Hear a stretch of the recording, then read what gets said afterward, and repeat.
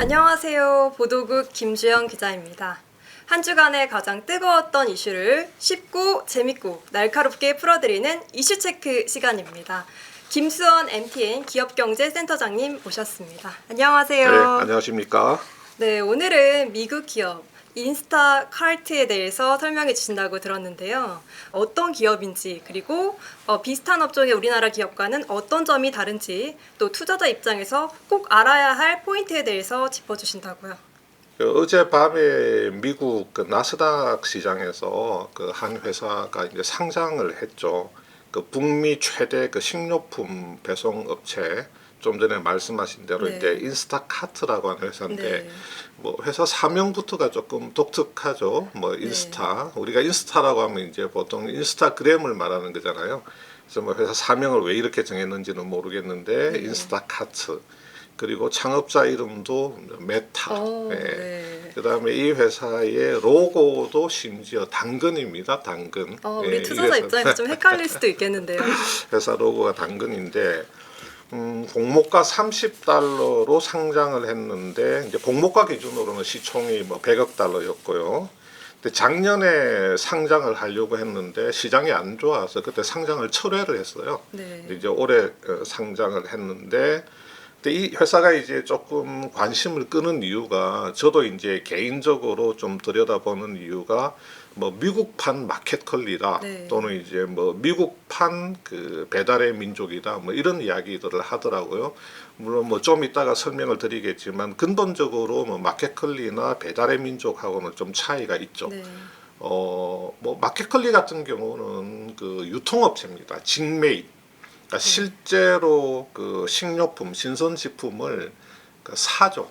네, 사서 뭐 재고로 가지고 네. 있다가 주문이 들어오면 배송해서 판매를 하는 그런 회사고, 배달의 민족이라고 하는 것은 배달 음식 플랫폼. 배달, 네, 그렇죠. 음식 네. 배달 플랫폼이죠. 그래서 이 인스타카트하고 비교를 하려고 하면 배달의 민족이 아니고 네. 배달의 민족에서 운영하는 비마트나 아니면 배민스토어하고 비교를 할 수가 있겠죠. 그러니까 비마트 같은 경우가 뭐 실제로 신선식품이라든지 뭐 이런 것들을 사가지고 갖고 있다가 주문이 들어오면 판매를 하는 형태고, 뭐 배민스토어 같은 경우는 입점을 시키죠, 브랜드를. 네. 뭐 편의점도 여러 가지 브랜드가 있잖아요. 뭐 CU도 있고 뭐도 있고 네. 있고 GS25라든지. GS25도 있고 그런 편의점들이 배민스토어에 입점을 하는 겁니다. 그러면 우리가 배민스토어에 접속해서 들어가면 그런 편의점들이 있잖아요. 네. 그러면 이제 그 편의점에 들어가 가지고 이제 물건을 사고 싶은 물건을 이제 클릭을 해서 주문을 하면 이제 배민 라이드가 배달을 해주는 그런 형태죠. 이 회사의 업종이 그러니까 정확하게는 뭐 쇼핑 배달 플랫폼 이 정도로 이해하면 될까요? 그래서 이 뭐 인스타카트 같은 경우는 뭐 굳이 표현을 하자면 네. 장보기 대행 서비스 장보기. 업체인데요.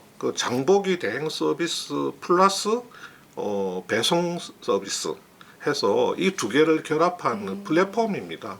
그래서 아주 엄밀하게 말하면 뭐 조금 유통업체라고 이야기하기는 조금 애매한 점이 있어요. 그러니까 플랫폼 플랫폼 서비스 업체인데 별칭이 뭐 식료품 업계의 뭐 우버다 이렇게 네. 불리더라고요. 우리가 뭐 우버를 이렇게 콜을 하면 기사가 자기 차를 몰고 와서 손님을 태워서 목적지에 보내주잖아요. 네. 근데 이 이제 인스타카트 같은 경우도 마찬가지로 장보기를 대신 해주는 사람이 있습니다. 네. 이제 우리가 이제 그런 사람을 영어로 뭐 쇼퍼, 샤퍼. 뭐 미국식 발음으로 이제 샤퍼 뭐 이렇게 이야기를 하겠죠. 네. 이 이제 쇼퍼가 고객이 주문한 대로 장보기를 대신 해주고 이 장을 본 식료품을 집으로 이렇게 배달까지. 실제로 자기 차를 가지고 배달을 해주는 그런 형태죠. 정말 편리할 것 같은데요. 이 쇼퍼를 장보기 뭐 대행으로 쓰는 사람들은 한번 쓰기 시작하면 계속해서 쓴다고 그러더라고요. 그래서 인스타카트 통계에 따르면 1년차 이제 사용 고객, 2년차, 3년차, 4년차, 5년차, 6년차까지 통계를 내봤더니 이렇게 연차가 올라갈수록 이용 네. 금액이 이렇게 증가가 크게 높아지는군요. 증가하는 경향이 있더라고요. 정말. 그러니까 이제 이 쇼프를 부려먹는데 이렇게 네. 중독이 되는 거죠. 네. 근데 아니 우리 김주영 기자는 장을 네. 어떻게 보세요? 저는 고기의 신선도를 중요하게 생각해서 네. 힘들더라도 마트에 직접 가는 편인데요. 오. 갈 때마다 항상 주차 지옥과 이 무거운 짐 지옥을 네. 느껴서 이 사업 모델을 보고 한국에 도입되면 정말 좋겠다 이런 생각이 계속 드네요.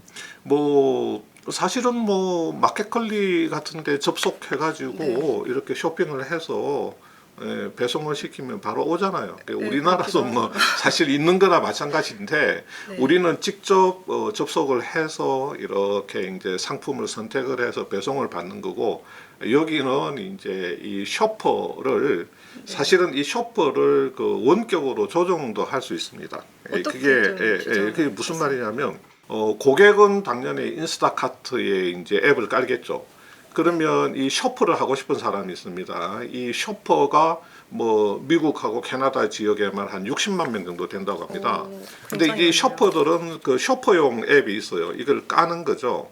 그러면 고객이 이제 그 이 앱에 들어가면 한 1,400개의 그 유통 체인점들이 쭉 있습니다. 1,400개나 브랜드가 어마어마하죠. 뭐 월마트도 있을 거고 코스트코도 있을 거고 뭐 타겟도 있을 거고 뭐 네. 심지어 뭐 베스트바이 같은 전자제품, 와. 식료품을 넘어서서 뭐 그런 브랜드도 있을 거고 거기에 이제 들어가 가지고 자기가 이제 사고 싶은 신선식품, 식료품 같은 것들을 이렇게 딱딱딱딱 해가지고 주문을 하죠. 그럼 이제 인스타카트에서 그걸 받아가지고 그 쇼퍼들한테 이렇게 뿌려줍니다. 이런 주문이 들어왔는데 배달할 저기 장보기 해서 배달할 사람 그러면 그 쇼퍼들이 자기 앱에 뜨는 걸 보고 이거 내가 해야 되겠다 그러면 이제 클릭을 해서 그 주문을 이제 캐치를 하는 거죠. 그러면 이제 예를 들어서 뭐 그 가까운 이제 월마트에 가가지고 고객이 주문한 대로 그 장을 보게 되는데 이 쇼퍼가 고객이 주문한 목록을 보고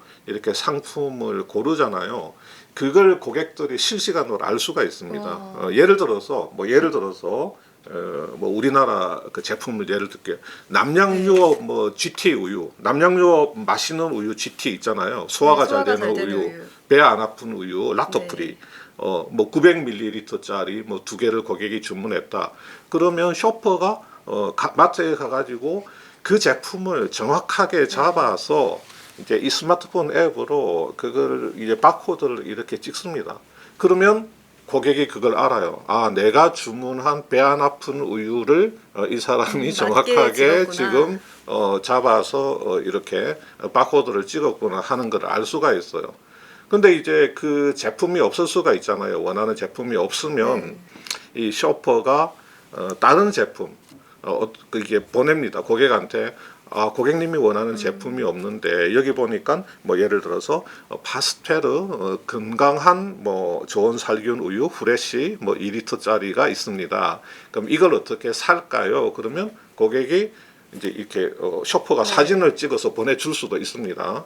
그러면 고객이 보고 그러면 뭐 남양 배 안 아픈 우유 대신에 파스텔르 우유를 사주세요. 그러면 거기서 바로 그 제품을 사면 되죠. 그래서 그런 식으로 이제 고객이 원하는 제품을 다 사가지고 이제 결제를 하고 결제도 이제 인스타카트에서 주는 이제 뭐 전용 카드 결제 카드 같은 게 있겠죠.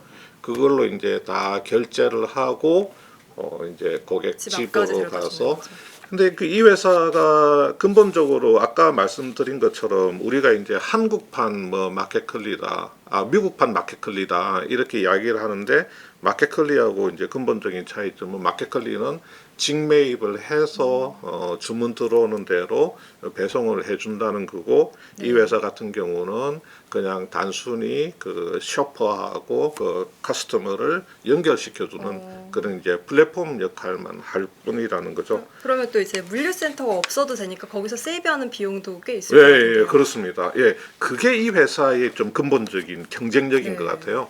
지금 그 이 회사가 2012년도에 창업이 됐거든요. 그 메타라는 사람이 뭐 그 아마존의 그 물류 담당 IT 그 엔지니어였대요. 근데 2012년도에 갑자기 회사를 다니기 싫어 그러면서 뛰쳐나와가지고 뭐 이것저것 하다가 이 아이디어를 생각을 해서 이렇게 창업을 했는데 굉장히 뭐 평범하게 물론 이제 쭉 성장은 해왔습니다만은 이렇게 급속한 성장을 못 하고 있다가 코로나 때 네. 그때 이제 뭐 급속하게 성장을 했거든요.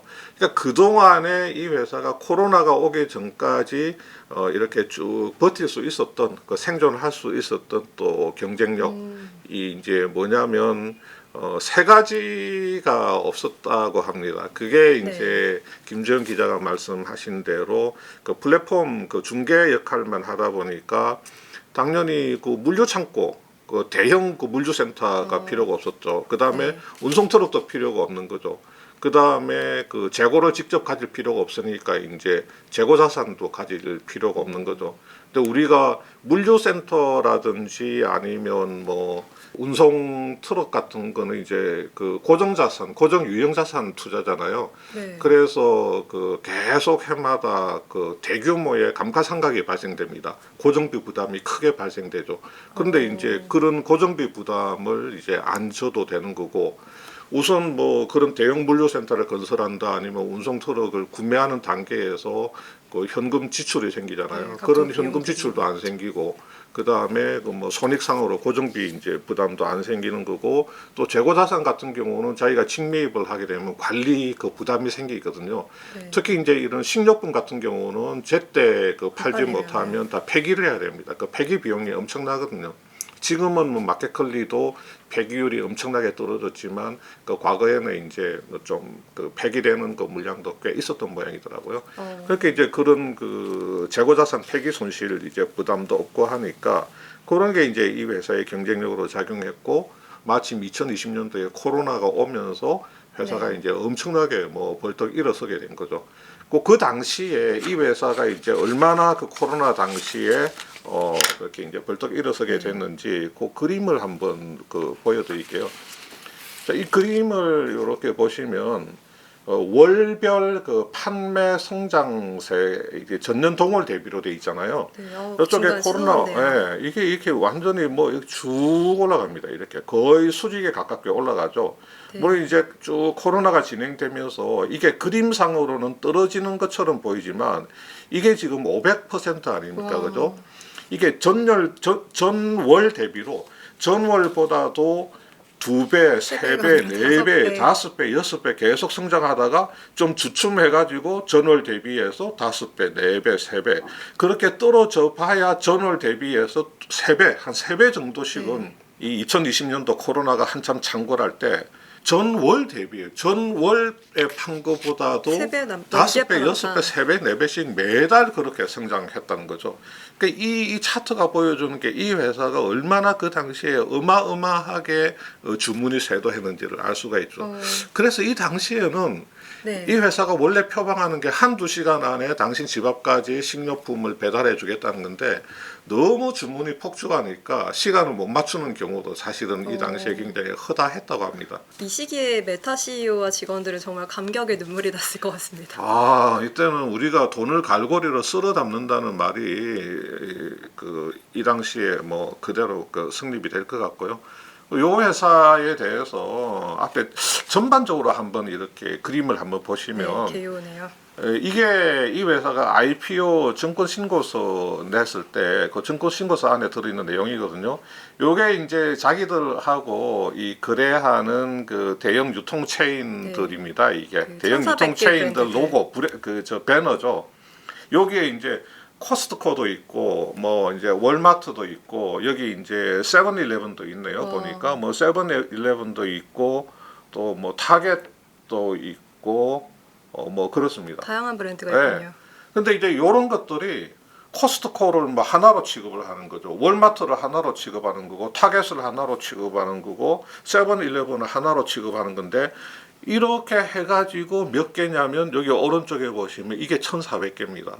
그러니까 얼마나 많은 그 이 대형 유통 체인들이 그 인스타카트의 플랫폼에 입점해 있는가 하는 걸 우리가 알 수가 있죠.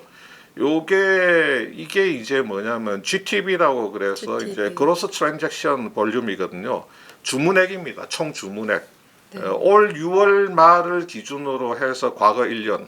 그러니까 이제 작년 7월 초부터 올 6월 말까지 딱 1년 동안에 294달러어치의 고객 주문이 있었다는 거고요. 또 여기 보면 주문 건수가 2억 6,300만 건이죠. 엄청나네요. 매출 총이익이 지금 22억 불이라고 나와 있고, Adjusted EBITDA, 이게 조정 EBITDA, 조정 기준으로 그 영업 현금 흐름 창출액이 한 4억 8,600만 불, 네. 한 5억 달러 정도 된다는 거고, 1,400개 유통체인이 입점해 있다는 거, 이게 미국 그 그로서리 마켓의 85%라는 겁니다. 웬만한 네. 마트 브랜드는 다 들어와 있다. 예, 웬만한 마트 브랜드는 거의 다 들어와 있다고 보면 되고요. 브랜드 개수로 따지면 5,500개가 된다는 거고, 스토어 개수로 따지면 8만 개가 된다는 거거든요. 그러니까 이제 북미 최대의 그 식료품 그 배송 업체인 건 확실합니다. 그러니까 미주 또 뭐 캐나다 이쪽에 이제 전반에 그 외의 지역도 이제 일부 있다고 하는 거고요. 근데 이렇게 많은 매장이 들어왔다는 것은 인스타카트가 그들과 경쟁사가 아니라 협업할 수 있는 사업 모델을 갖고 있어서가 아닐까요? 예, 그렇죠. 그러니까 지금 쿠팡 같은 경우는 있잖아요. 네. 사실은 유통업체들하고 경쟁을 하는 거거든요. 이마트하고 뭐 경쟁을 하는 거고, 지마켓하고 뭐 경쟁을 하는 거고, 쓱하고도 경쟁을 네. 하는 거고, 유통업체들하고 실제로 뭐 바로 이제 다이다이 경쟁을 하는 거죠. 예. 그게 이제 쿠팡인데, 왜냐면 쿠팡은 자기들이 직접 직매입을 해가지고 네. 고객들한테 팔기 때문에. 근데 이 회사는 직매입을 하지 않고 유통업체들하고 제휴를 해서 입점을 해서 고객 주문을 받아서 셔퍼들이 가서 쇼핑을 해서 판매를 해주니까, 어떻게 보면 유통업체들하고는 같이 윈윈할 수 있는 그런 네. 모델이 될 수가 서로 있죠. 돈 버는 구조. 예. 근데 다만 한 가지, 유통업체들 입장에서는 이 인스타카트한테 이제 수수료를 내야죠. 네. 예. 예를 들어 이제 플랫폼 이용 수수료. 그러니까 인스타카트가 이 수수료를 그 이제 고객들, 커스터머하고 이런 그 유통 체인들 두 군데서 받게 되겠죠. 양쪽에서 받는 거죠. 예. 그러니까 뭐 유통 체인들한테서는 판매 수수료로 이제 돈을 받을 거고, 그 다음에 이제 뭐 고객들한테서는 그 배송료를 받는데, 제가 알기로는, 저도 이제 이 서비스를 직접 써본 사람은 아니니까, 제가 알기로는 그 배송료도 받고, 그 다음에 그 장보기 물품에 따라서는 그 서비스 피도 받는다고 합니다. 뭐 예를 들어서 이제 굉장히 무거운 거, 이게 우리 그 생수 같은 거. 그렇죠, 그렇죠. 생수 같은 거, 술, 뭐 술 같은 거, 그런 거는 이제 그 이 쇼퍼들이 좀 조심해서 다뤄야 되잖아요. 신경을 네. 좀 많이 쓰게 된다는 거죠. 그래서 서비스 피를 따로 그 매깁니다. 그러면 배송료 말고도 그런 걸 많이 주문하게 되면 네, 서비스 피 이제 부담도 해야 되는 거죠. 그런 이제 서비스 피 같은 거는 당연히 그 인스타카트의 이제 수수료 수입이 되는 거죠. 수익 구조를 한번 볼까요? 말이 나온 김에 네. 그 어떻게 돈 버는지 한번 예, 어떻게 돈을 버는지 한번 보면, 자, 이 그림을 한번 보시면, 요게 이제 요 막대가 고객이 예를 들어서 그 110달러의 그 GTA, 이제 그로스 트랜잭션 그 볼륨, 그러니까 주문을 하면서 그 110달러를 결제를 했을 네. 때 이제 물건 값으로 그 마트에 뭐 한 100달러 정도로 이렇게 정산을 해줘야 되겠죠. 그 다음에 이제 그 샤퍼한테 이제 돌아가는 몫이 있겠죠, 그죠? 네. 그렇게 하면 한 7불 정도 남는다는 겁니다. 그래서 이제 트랜잭션 레버뉴로 한 7불 정도가 남는데, 이 인스타카트가 이제 또 광고도 하거든요. 어떤 광고를 뭐 뜨나요? 주로 그 유통업체들이 이제 특별 그 할인 품목이나 뭐 예를 들면 1+1, 뭐 2+1 해가지고 이제 묶음으로 그 패키지로 파는 그런 거 있잖아요. 아니면 뭐 이벤트 세일 같은 거 할 때 그때 이제 인스타카트 앱에서 이렇게 광고를 알려주고, 합니다. 네. 그러면 이제 인스타카트 앱에서 이렇게 막 광고를 막 이렇게 광고 배너 같은 걸 띄워줄 수도 있고 잘 보이는데 노출할 수도 있겠죠. 네. 그러면 이제 그 유통업체한테 돈을 받는 그런 이제 광고 수입 같은 게 이제 110불 거래가 일어나면, 주문이 일어나면 평균적으로 한 3불 정도, 이제 이거는 뭐 그냥 계산을 한 겁니다. 네. 계산을 했을 때 7불의 그 트랜잭션 레버뉴가 생기고, 여기에 한 3달러 정도의 이제 광고 수익이 생기는 거죠.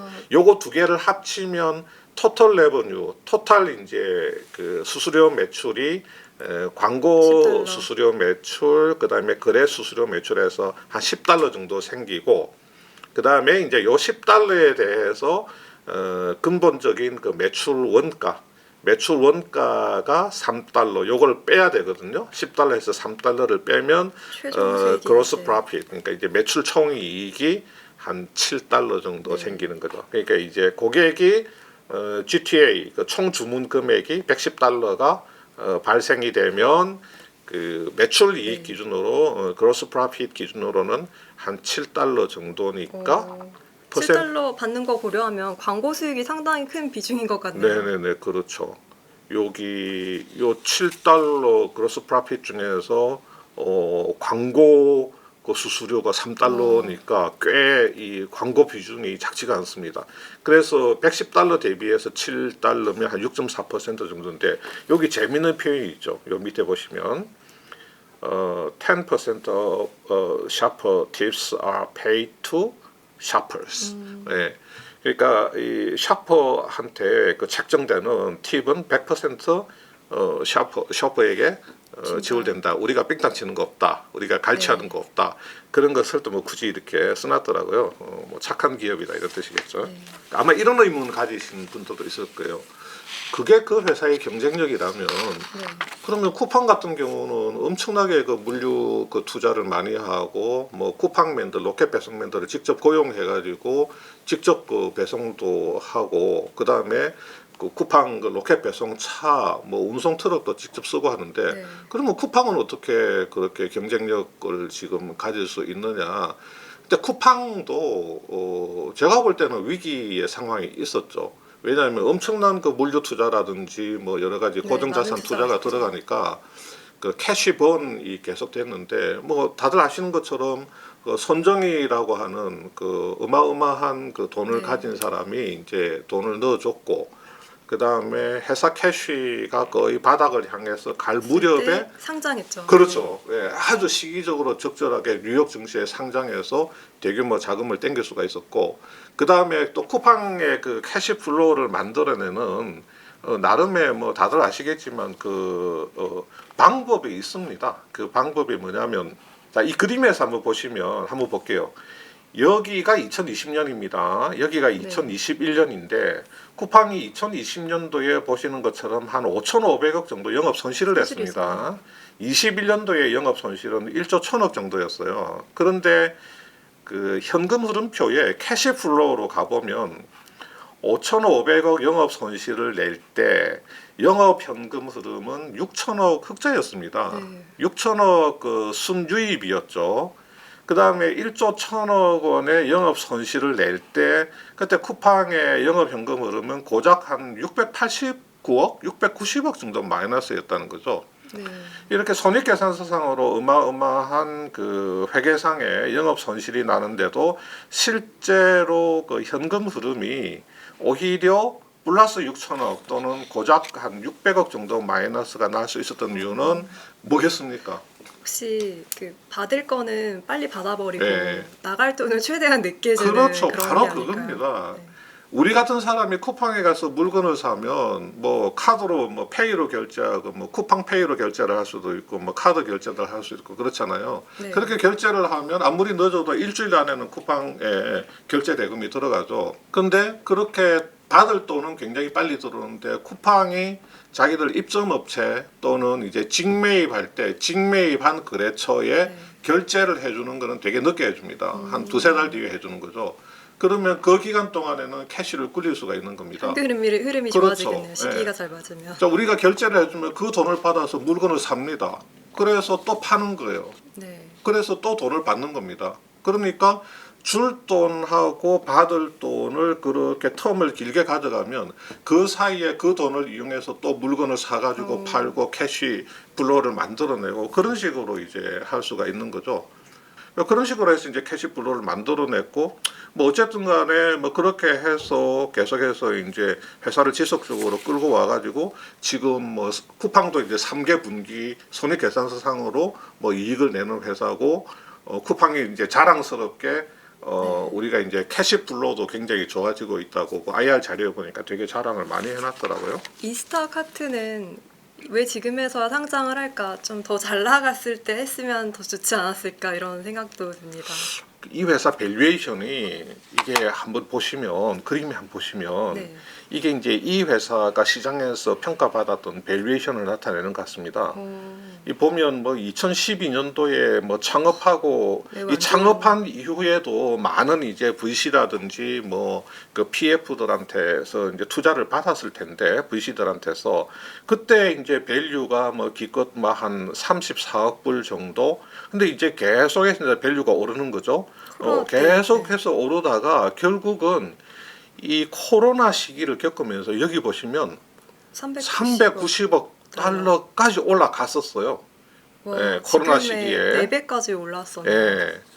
390억 불까지 올라갔는데 그때 이제 이 회사가 이제 상장을 해야 되겠다 해서 이제 쭉 상장을 염두에 두고 있었는데 이제 코로나 시기가 이제 쭉 진행되면서 밸류에이션이 이제 조금씩 이제 떨어지게 된 거죠. 네, 이제 엔데믹을 향해 리오프닝 가면서. 그래서 뭐 여기 보시면 240억 달러에서 150억 달러, 130억 달러까지 갔다가 상장할 때는 요게 이제 9 빌리언인데 이제 한 10 빌리언 정도, 네, 한 100억 100억 불 정도까지 갔다가 지금 어제 이제 상장 첫날 거래하면서 110억 달러까지 올라간 상황이죠. 이 US 디지털 그 그로서리 세일스 쉐어 이제 이 온라인 그 뭐 식료품, 뭐 신선식품 그 시장에서는 요게 빨간 게 지금 월마트 아닙니까, 그죠? 네. 예. 2023년 기준으로 요거는 이제 전망치인 거고 2023년 기준으로 보면 월마트가 뭐 조금 앞서 있긴 한데 지금 이 아마존하고 그 비등한 수준이에요. 예, 맞습니다. 인스타카트하고 거의 비슷한 수준으로 지금 거의 비슷한 네. 수준으로 경쟁을 하고 있죠. 우리가 뭐 잘 아는 크로그나 타겟 같은 경우는 한참 적어도 떨어져 온라인 그렇죠. 온라인 시장에서는 요 밑에 한참 이렇게 밑에서 놀고 있습니다. 또 우리가 뭐 월마트나 또 아마존 같은 뭐 그 정도 급은 아니라고 생각들을 하시는데 그 온라인에서는 이 정도로 거의 빅3 미국 그 유통에서는 거의 빅3를 차지하고 있다. 그런 거를 볼 수가 있고요. 그 이 회사 그 IPO 증권 신고서를 보면 여기 보면 이게 이제 2020년도하고 2021년도에 그 net income 이제 단기 손익을 보면 이렇게 적자였는데 여기 이제 2020년도에 2022년도에 가서 4억 2,800만 달러 이제 흑자 전환을 했고 여기 2023년도 상반기에 보면 2억 4,200만 달러의 그 단기 순이익을 내고 있죠. 그러면 코로나 때 정점 찍고 계속 수익을 내는 회사인데 네. 투자자 입장에서 혹시 좀 걱정이랄까요? 좀 주의해야 할 부분은 없을까요? 회사 리스크라든지. 지금 뭐 다들 이제 일반적으로 뭐 하는 이야기가 뭐냐면 지금 성장성이 조금 네. 다소 옛날처럼 이렇게 올라가는 게 아니고 이게 플랫하게 가는 네. 그 어떤 트렌드를 보이고 있어서 그 부분이 좀 우려스럽다는 지적이 있거든요. 여기 그림에서 보시는 것처럼 이게 1분기고 2분기 아닙니까? 그죠? 1, 비슷한 2분기의 GTV 수준이 보시는 것처럼 이게 네, 막대가 별 큰 차이가 차이가 없잖아요. 없네요. 지금 사실 3개 분기 연속으로 그렇게 큰 차이가 없고 전기 대비 성장률, 전기 대비한 그 그로스 성장률은 이것도 이제 여기 보시면 1%, 0%에서 지금 플랫하게 가고 있잖아요. 그래서 야, 이 회사가 지금 성장률이 조금 다소 둔화되는 경향이 있느냐, 뭐 있는 게 아니냐, 뭐 그런 이야기가 있고 지금은 서로 손을 잡고 이제 입점해 있는 그 대형 그 유통 업체들, 대형 그 마트 체인들이 그 자체 배송을 이제 강화하는 쪽으로 뭐 이렇게 크게 턴을 하게 되면 그 영향도 이제 좀 받을 수가 있고, 예, 이 회사의 이제 그 고객 주문 그 총액, 그 GTV의 거의 한 50% 가까이가 세 군데 유통업체에서 발생하고 있다고 합니다. 어디에서 발생하나요? 정확하게 이제 제가 그 통계는 못 뽑았는데 뭐 아무래도 뭐 월마트라든지 월마트하고는 뭐 9년인가 2018년쯤에 손을 잡았거든요. 2017년에 아마존이 그 홀푸드인가 하는 그 회사를 인수를 합니다. 아마존이.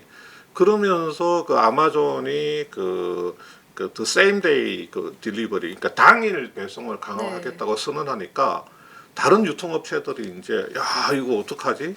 이제 네. 어떤 자체 배송이라든가 이런 게 이제 조금 취약한 유통업체들은 아마존이 당일 배송으로 유통 시장을 먹어버리겠다고 그러니까 그런 그 유통업체들이 선택할 수 있는 방법은 인스타카트하고 손을 잡는 거거든요. 인스타카트에는 수십만 명이 이제 쇼퍼들이 있고 하니까 그 쇼퍼들이 이제 바로 한두 시간 안에 배송을 해주니까 그 과정에서 그때 월마트하고도 제휴를 한 걸로 알고 있거든요. 그러니까 이제 뭐 월마트라든지 뭐 코스트코라든지 이런 데들이 아마 이 인스타카트의 그 입점 그 비중, GTV 입점에서 비중이 좋지만 의존도가 높다는 네. 또 리스크가 있을 수 있겠고요. 그 리스크도 있죠. 소비 자체가 지금 미국 경기에 대해서 아직도 이제 불확실한 부분이 있으니까 그런 부분도 있고 그 다음에 이제 뭐 도어대시라든지 우버라든지 뭐 이런 회사들이 벌써 몇 년 전부터 그 신선식품 배송으로 뛰어들었잖아요. 그래서 이제 점유율이 조금씩 올라가고 있는 것도 있고. 경쟁사가 많아질 또 우려가 그렇죠. 있겠군요. 예. 네, 제가 또 애널리스트 리포트를 보니까요. 예. PSR도 좀 알고 투자할 필요가 있다는 멘트가 그래요? 있더라고요. 이 PSR이 주가를 주당 매출로 나누는 거잖아요. 네, 근데 그렇죠. PSR이 우리가 보통은 펄을 많이 기업 가치 평가할 때 예, 쓰잖아요. 그런데 이런 성장성도 무시할 수가 없는데 PSR이 한 3.9에서 4 정도 된다 인스타카트가. 3.9에서 4 인스타카트가요? 그런데 우버가 2점대를 기록하고 있고 동종업계 배달 플랫폼이 평균 2.5를 기록하는 걸 보면 이보다 조금 상회하는 점도 좀 알고는 있어야 한다 이런 내용들이 있어서 이 부분도 그 투자자분들이 동종 봐야 될것 경쟁업체보다는 같습니다. 이제 PSR이 조금 그 높은 고평가되어 네. 있는 그런 부분이 있군요. 예. 그다음에 이제 제가 마지막으로 뭐 하나 조금 그림을 보여드릴게 보시면 요 그림에 나와 있는 이게 그 IPO 증권 신고서에 나와 있는 그림인데 네, 되게 제가 조금 이게 카스터머 정감 있네요. 그러니까 이제 자기네 인스타카트의 이제 고객들입니다. 이걸 IPO 증권 신고서에 이거 광고 전단지 같은 걸 넣어놨더라고요. 그래서 이제 이분들의 코멘트를 넣어놨죠. 나는 뭐 81세인데 뭐 제가 자세히는 안 읽어봤는데 나는 테크 쪽은 몰랐는데 뭐 인스타카트 때문에 정말 이렇게 편한 서비스를 이용하게 되어서 뭐 좋다 뭐 이런 이야기 아니겠습니까, 그죠? 여기도 마찬가지겠죠. 뭐 인스타카트 때문에 뭐 이제 뭐 너무 생활이 편하고 편리해졌어요. 좋아요 뭐 그런 거 아니겠습니까, 그죠? 네. 뭐 그런 것도 있고 또 여기 보시면 이제 우리 그 쇼퍼들 우리 이제 샤퍼들 실제로 이게 쇼퍼들 하고 있는 사람들도 뭐 이렇게 나와 있습니다. 이런 것도 이제 이렇게 약간 유치하기는 한데 그 IPO 증권 신고서에 이런 걸 넣는 것도 처음 봤거든요. TMI인데 또 재밌기도 하고 예. 합니다. 그리고 여기 이제 또 보면 뭐 자기들 앱 이용하는 뭐 방법 같은 거겠죠, 그죠? 그런 것도 굉장히 이렇게 보시면 이렇게 자세히 설명을 해놨습니다. 뭐 이런 것도 네가 주문하면 뭐 어떻게 결제가 되고 하는 것도 이걸 그 IPO 증권 신고서에 이렇게 자세히 이렇게 넣어놨더라고요. 그래서 이런 걸 이렇게 하는지는 모르겠는데 그 이제 이 친구들이 작년에 IPO를 하려다가 제대로 안 됐다가 올해 이제 이렇게 IPO를 하게 되니까 이게 너무 기쁜 나머지 이제 이런 뭐 증권 신고서에 이런 것까지 넣지 않았나 뭐 그렇게 보이긴 하는데 뭐 하여튼 상당히 재미있는 그런 그 증권 신고서를 제가 봤습니다. 네, 최근 나스닥에 상장한 미국 스타트업 인스타카트 장보기 대행 겸 배달 서비스 기업 인스타카트에 대해서 이모저모 알아봤습니다. 센터장님 오늘 말씀 고맙습니다. 네, 감사합니다.